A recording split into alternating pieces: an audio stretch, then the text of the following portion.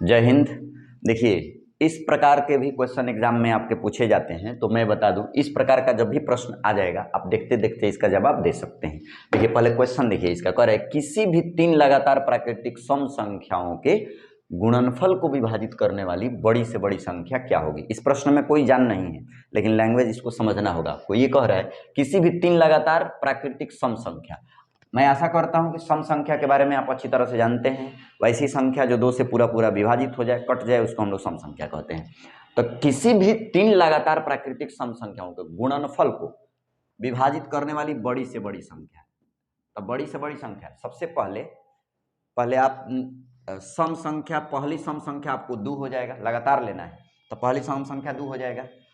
दूसरी गुणनफल कह रहा है तो गुणा कर दिए, दूसरी हो जाएगा आपका 4 और तीसरी हो जाएगा आपका 6। तीन ही को लेना ही है, तो इसका जवाब होगा 2 गुणे 4 गुणे 6, यानी 4 दूनी 8 और 6 48। इसका जवाब होगा 48। मतलब ऐसा प्रश्न जब भी आ जाएगा आप इसी आधार पर बना दीजिएगा, बहुत इजी है। देख लीजिए, इसका जवाब होगा 48। ठीक है, एकदम सेम क्वेश्चन है, बस इसके पहले वाले प्रश्न में जो मैं बताया था उसमें सम संख्या दिया था, इसमें प्राकृतिक संख्या।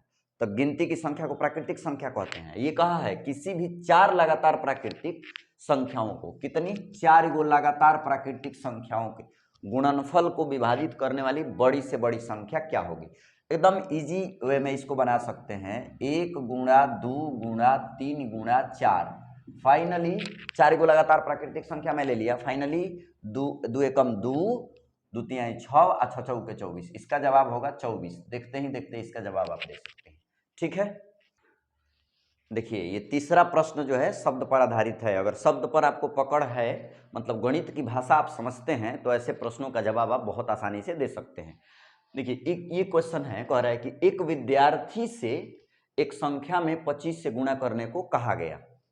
एक विद्यार्थी थे, उनसे कहा गया कि वो संख्या में 25 से आप गुणा करिए। ठीक है, करने को कहा गया, लेकिन वह विद्यार्थी ने उस संख्या में 52 से गुणा कर दिया। देख लीजिए, यहाँ पर 2 पर 5 25 लिखाता है, ये लिख दिए हैं 5 पर 2 52। वो क्या किए हैं कि 52 से गुणा कर दिया। ठीक है, जिससे उत्तर सही अंक से 540 अधिक आ गया। जितना उत्तर आना चाहिए ना, उसे 540 अधिक आ गया। भाई 25 से कहा गया है गुणा करने के लिए, कर दिए 52 से, तो उत्तर सही, उत्तर तो ज्यादा आइबे करेगा, तो उत्तर के रूप में 540 अधिक आ गया। उसे किस संख्या में गुणा करने को कहा गया। प्रश्न पूछा गया कि उस विद्यार्थी को किस संख्या में गुणा करने को कहा गया। मुझे भी नहीं पता है कि उस विद्यार्थी को किस संख्या में गुणा करने को कहा गया।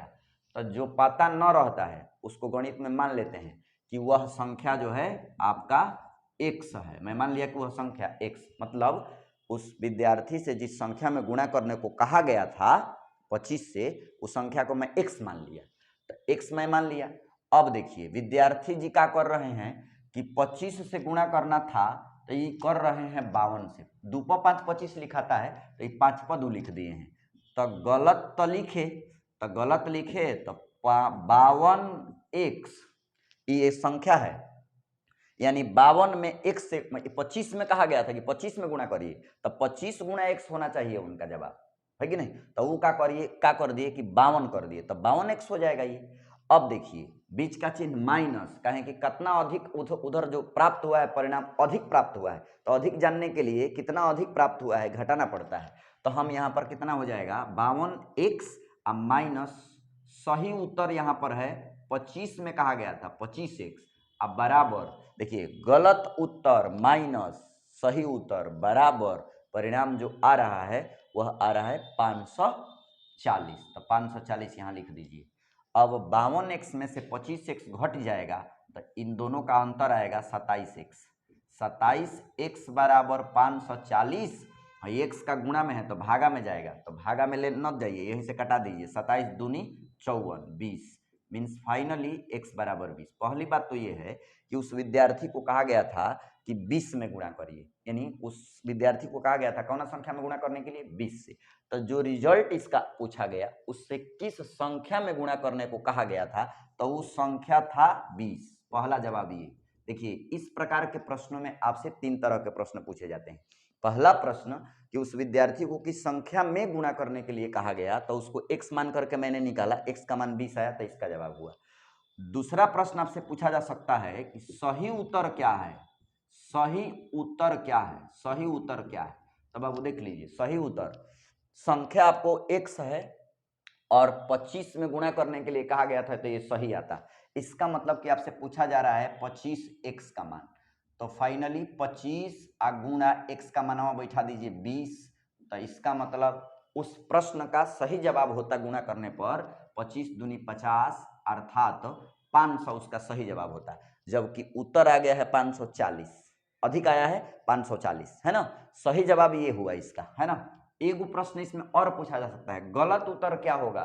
तो गलत उत्तर का जवाब भी आप दे सकते हैं। देखिए गलत उत्तर, गलत उत्तर, गलत उत्तर क्या होगा। तो गलत उत्तर देखिए, गलत का किया है, करना था 25 से, कर दिया 52 से, और संख्या माने हैं हम कहता ना x, तो ये होगा आपका 52x। तब 52 इंटू x का मान हो जाएगा आपका 20। तब 52 में 52 में 20 से गुणा करिएगा, तब 52 दूनी 104, 104 एगो जीरो बैठा दीजिए, अर्थात गलत उत्तर आपका ये रहा और सही उत्तर आपका ये रहा। जिस संख्या में गुणा करने के लिए कहा गया उसका जवाब ये रहा। तो आपसे ये जो प्रश्न मैं पूछा हूँ इसका जवाब मैं पूछा हूँ, भाई एक्स्ट्रा हम आपको बता दिए कि अगर ऐसा आपको प्रश्न कभी आ जाए तो आप इस प्रकार से उसको सॉर्ट आउट कर सकते हैं, बना सकते हैं। मैं आशा करता हूं कि शब्दों पर आधारित जो ये क्वेश्चन 3 आपको मैंने बताया बहुत अच्छा से आपको समझ में आया होगा। अगर नहीं आया होगा तो मैं आप बताइएगा, मैं फिर से प्रयास करूंगा कि आपको बताऊं इस प्रकार के प्रश्न। ठीक है।